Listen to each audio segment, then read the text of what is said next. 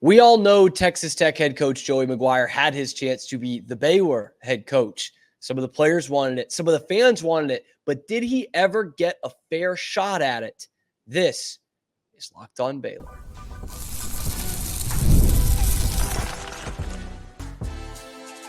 You are Locked On Baylor, your daily podcast on the Baylor Bears. Part of the Locked On Podcast Network, your team every day. Hello there, Bears fans. Welcome to another episode of Locked On Baylor, brought to you by Gametime and part of the Locked On Podcast Network, where it is your team, the Baylor Bears, every day. Thanks so much for making it your first listen today and every day. Super appreciative of that. I'm your host, Cam Stewart of ESPN Central Texas and the Cam Show, powered by Rogue Media Sports Network on YouTube. And let's dive into this one as we go further into Tech Week. We did get to hear from Joey McGuire. He was on the Matt Mosley Show on ESPN Central Texas, the same show I'm on, and we hear some of his answers about the process of trying to be the head coach at Baylor not all that long ago, what the difference is with his team, specifically at the quarterback position, and then we'll round things out with, we already went over the men's basketball preseason poll. The women's one came out yesterday. We'll see where the Lady Bears fit into that one. All that and more coming up on Locked On Baylor, starting with head coach Joey McGuire. He has really rallied around all the people in Lubbock. The program has been galvanized the last few years. Tech is expanding. They're finishing out their stadium. There's a ton of hype and ton of good vibes in Raiderland, thanks to Joey McGuire. And the wins are starting to come as well. They're 5-1, they're 4-0 in the Big 12, and they look to make a statement once again this weekend. And we talked a little bit about this earlier in the week, Monday, I believe, that there was a real shot, we thought, from the outside, that Joey McGuire could be the next head coach for the Baylor Bears after Matt Rhule left for the NFL. He was the associate head coach at the time. He'd coached a couple of different position groups, one of which I think was defensive line by the end there. And really, he was the associate head coach, lead recruiter, and more or less Matt Rhule's right-hand man here in Waco in a lot of ways. And when you look at the history of Baylor football, there is a footnote for Joey McGuire, a good footnote. And that is, what I think Matt Rhule did for the Bears is keep the Baylor football coaching position in a high echelon, in an upper echelon of college football. Obviously not the highest, but coming off that scandal, this program was completely combustible. And if Matt Rhule doesn't turn things around quickly in the manner that he did, that could be, once again, a coach's graveyard, which is what it was for a while between Taft and Briles. Art Briles worked to get that up. And then you get Matt Rhule kind of taking them to the Big 12 championship game, taking them to the Sugar Bowl, turning them from 1 win to 11 wins in 2 years. That kept the Baylor coaching job desirable amongst coaches in college football. And the big reason why Matt Rhule was so successful was because of Joey McGuire. Rhule comes in with no knowledge of the Texas football scene, and that was the big knock. Oh, boy. These guys got to recruit a ton in the next couple months, and they bring in a guy with no Texas football ties, a Yankee from the Northeast. How is this going to work? Well, he brings in Joey McGuire among some other key staff members, and Joey and Matt Rhule get in those living rooms. They put together a class amazingly, and it's incredible to look back on that class of 2017 in high school. Those guys were the foundation of that Sugar Bowl team in 2021 that we remember so fondly. Again, we're talking guys like Terrell Bernard and Jalen Petrie coming in the year before, and the others would be like Treston Ebner and John Lovett and all these guys that came in, and Charlie Brewer was a big part of it too. Joey McGuire was a big part of that. And so in order for Baylor football to move forward after that scandal, Joey McGuire plays a big part in that. That's the history lesson. But what came in early 2020 after Matt Rhule left was the possibility of Joey becoming the head coach. And I said the other day, I still stand by that decision that Mack Rhoades made. He was a good guy for the program, but just sort of an unproven commodity. And Tech took kind of that risk. They saw that he was able to recruit through 2 different regimes and that the team was really good through 2 different regimes with him there. And they took a bit less of a risk than Baylor would have by naming him their head coach, and it's worked out. But the questions have been lingering. Did Joey McGuire really get a shot as the head coach and go through that process? He was an assistant. The players wanted him, but did Backroads ever really take it seriously? Matt Mosley asked that on ESPN Central Texas, and here's what the Red Raiders head coach had to say about that situation. Did you get, Joey, full consideration after that 2019 season? A lot of Baylor fans wanted you to be the guy. The players obviously were asking for that. Looking back, did you get full consideration? Is that something you just don't really think about that much? I just know how coaches are wired, and some things stick in y'all's craw. And I'm just wondering how you feel about that specific instance following that 2019 season when Baylor was doing a coach search. Yeah, 100%. I felt really good about it. I 100% got the exact same thing as far as consideration as everybody else. I have a lot of respect for Mac, the way he, handled all that. And then also the way I was able to stay, that made a big difference. That was Garrett's senior year. Garrett wanted to be a part of that, that were his guys, and, the Terrell Bernards and the Jalen Petries and the Charlie Brewers and, that whole group, Ebner and just all those guys that he loved and, still talk to all the time. But I 100%, I never felt any way that wasn't, they did it the right way. It was extremely professional. I felt good about the interview, and I always tell everybody, I came in second, and at the end of the day, I really do think God has a plan, and I was able to learn a lot. I think it was really important that I stayed where I was at because I think I learned more instead of leaving, and then it put me in a place where I'm supposed to be. I absolutely love Texas Tech. Okay. So Joey McGuire says, yeah, I get the fair shake at it. And to be honest, it's a question that's lingered for a couple of years now. And the more successful Joey became at Tech or will become at Tech, the more that question was going to pop back up. The more that Tech goes up and Baylor goes down. But of course, Joey handles it with pure class. I think there is still some genuine respect and some love for Baylor there, but make no mistake about it. He wants to beat them. He really wants to beat them. How could you not? How could you not be at this top peak of your profession, to be a head coach in the Power 5 in a program within Texas? How can you not have that feeling in your gut of, I want to beat the brakes off these guys. They could have had me. They didn't want me. I want to beat them. And I almost question, what do you want more? Do you want to not have the same shake that so many of the other interviewees get? And, you're just kind of feeling like, maybe I'm not ready to be a head coach yet. And maybe this is the way it should have been. Or you feel disrespected of, wow, they think that little of me, they're not even going to interview me. Or would you rather have the situation that apparently Joey McGuire had of, I went through the interview process just like all the other candidates, and they picked someone else. They didn't think I was good enough. I just wonder how you kind of take that if you're Joey McGuire. But you guys saw the videos last year, and it wasn't anything derogatory or real trash talk or anything, but you saw the post-game videos after Tech won big in Waco. Like, that was big for Joey McGuire.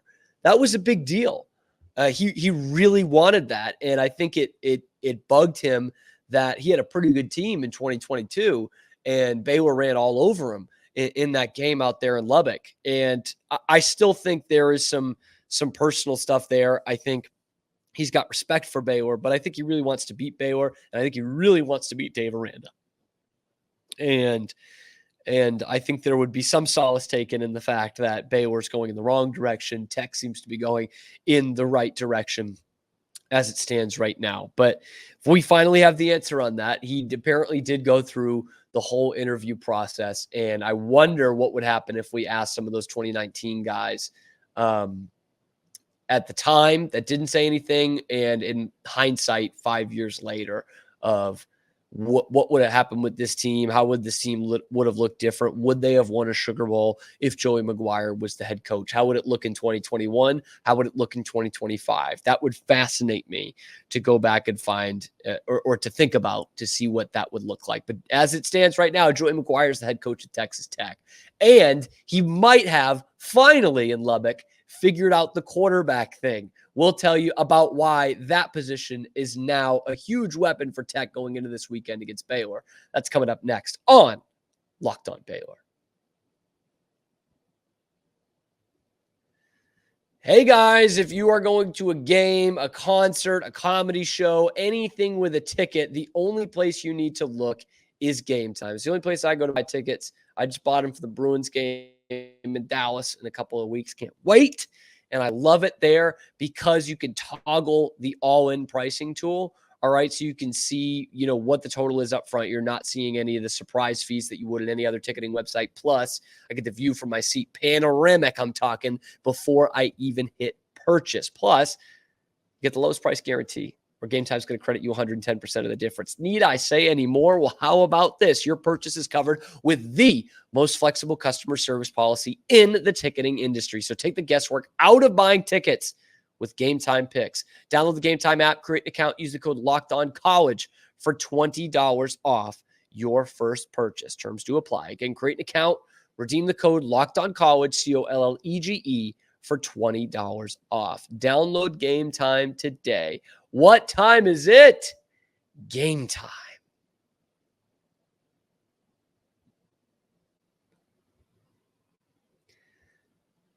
So if you look back at that 2022 game, one thing is pretty obvious. The quarterback for Texas Tech did not have a good night.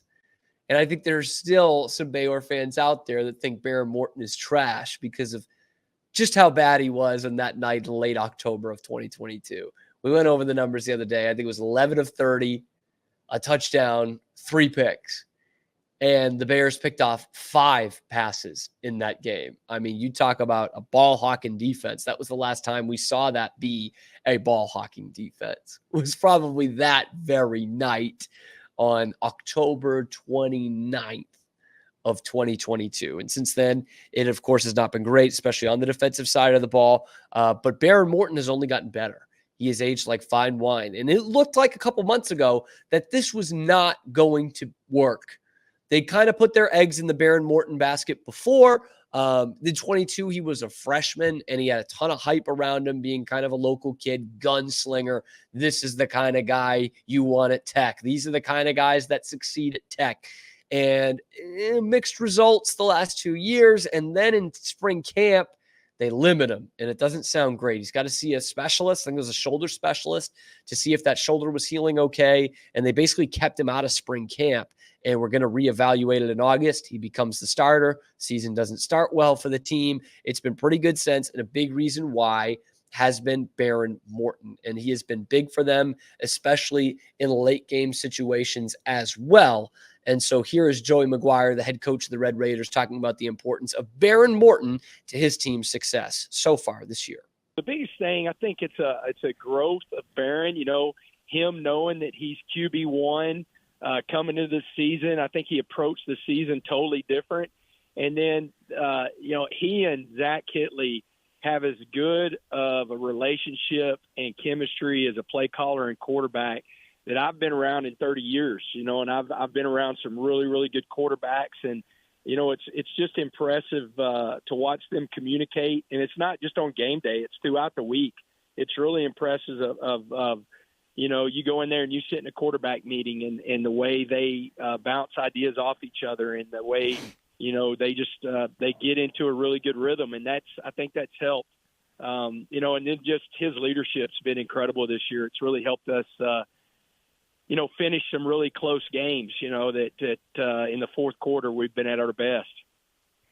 Now, on any given Saturday, Now, it has been a lot of close games for Tech, a lot of close wins, and Behren Morton is a big reason why. And you hear that relationship between he and Zach Kitley, and that's like exactly what Tech fans are looking for. That Kitley is a guy who fits right in with that Tech way of playing offense, close enough to Mike Leach way of playing offense. And Behren Morton was supposed to be the gunslinger. And now I think you see a more subdued quarterback. And I use that as a compliment, man. He's not slinging it all over the yard. He's slinging it to where he needs to sling it. Okay. He's not taking, you watch the games this year. I've watched a couple of Tech games. He's not, making low percentage throws. He's not throwing it into traffic. He's not trying to do too much at the end of a play. He's just been calm and cool and 10-2, and he's gotten this car in the driveway. In fact, I would say he looks like a game manager. And I know that's a curse word to say about a quarterback, but I think that's not a bad thing. And he is managing a good offense from Zach Kitley that I know Tech fans have, got a little bit antsy with the last couple of years since Zach Kitley has been there. And it's certainly been hitting on all cylinders this year. They're running the ball a lot. Why wouldn't you with Taj Brooks back there? And it's led to some high percentage throws for Behren Morton because you look at it, it's halfway through the season and he is one touchdown away from equaling his total from last year.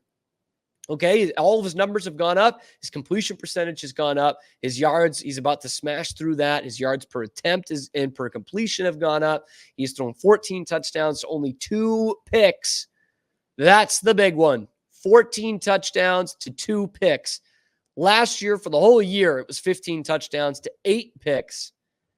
His rating is significantly higher because of that. So that quarterback that you saw 2 years ago in that 45-17 Baylor win in Lubbock is not the same kid that's going to be wearing number 2 for Texas Tech this Saturday. It's not.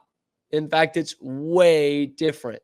And that is having your work cut out for you for 2 new guys coming in or 2 guys coming back off injury. Caden Jenkins at corner, Carl Williams at safety. These are supposed to be the 2 best defensive backs for the Bears this year. You got your work cut out for you. They've got some young talent at receiver and some transfer talent, new to the team talent, and a quarterback that is really coming into his own here. And I think this is his redshirt junior year. We're going to ask some Chris Level about that tomorrow. He will be on from Locked On Texas Tech. We'll have to get the lowdown of what exactly has turned Behren Morton around. But you heard it from Joey there. It's taking less risk and really building a rapport with Zach Kitley that has gotten this Tech offense moving. And I think I mentioned this in the show yesterday, but it just looks different and more aesthetically pleasing to a lot of head coaches, the way Tech has played offense this year versus in years past with Kingsbury and Leach. Not that those guys weren't successful, specifically Leach, obviously, but the way they can manage a game late in the game is a big reason why they're 5-1. And that Arizona game was a perfect example. They let Arizona back into that thing and they had the ball with a couple minutes left. Arizona had all the momentum, was trying to get it back for potentially a game-winning drive. And Tech had the game-winning drive. They killed it off on the ground.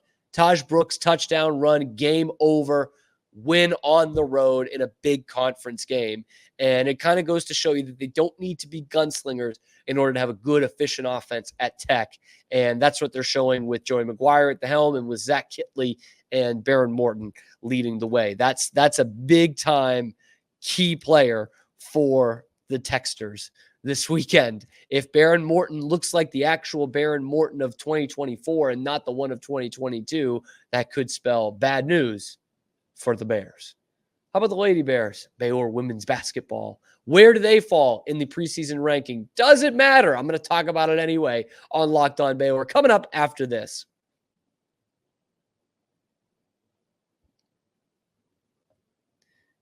Hey, you NFL fan, get off of my cloud. And also you could start the season with a big return on FanDuel, America's #1 sports book. When you get a hunch in the middle of the game, you got a one-stop shop, okay? You can check out the latest stats. You can view live play-by-play and so much more info on the same page where you place your bets. You're going to get started with $200 in bonus bets guaranteed when you place your first $5 bet. Let me say that again. You'll get started with $200 bonus bets guaranteed when you place your first $5 bet on FanDuel.com. Once again, that's FanDuel.com. FanDuel, America's #1 sportsbook.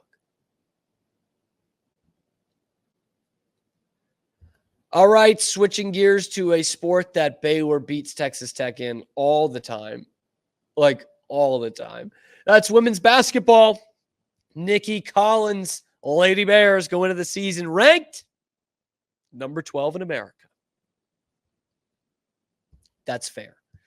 That's fair. They were a top 16 team in America last year. I do know that. But this is a team that I am excited about. I've said it a few times during the offseason. They really needed to post more than anything. And I know it's not part of the game plan the same way it was for Kim Mulkey, but they needed a good post. They have not had that since Nalissa Smith left. And that's what they got in Aronette Vonleh coming out of the transfer portal. And you couple that with the returners that they've got, Sarah Andrews, Jana Van Geitenbeek, Belle Fauntleroy. You can go up and down the list. Jada Walker, go up and down the list here. You couple those two things together, plus the fact that we saw an identity for what Nikki Collins wants to see from her team that we didn't really see in her first 2 seasons at the helm. That should produce hype. And Nikki has talked about this a few times in the offseason. She's kind of mentioned that, like, now is the time. You know, like this is a team that has proven over the last 3 seasons anyway, that they're a pretty darn good team not to be messed with, even with Nikki Collins there instead of Kim Mulkey. And now you've got the players in place. You feel like you've got the staff in place. Now is the time to get some hype. You know, now's the time to get a target on your back. Teams thought they could overlook you last year, and some of them did, and you had a struggle at some point, but you made the Sweet 16. You almost made the Elite 8 and almost knocked off a #1 seed in USC. So it's time to have that target on your back. That's a good thing. And I think Nikki Collins is embracing that with this team, and you see that with a number 12 overall ranking. I think this is a team that feels like they should be even better than that. And it's time to go out there and prove it. This Big 12 is up for grabs.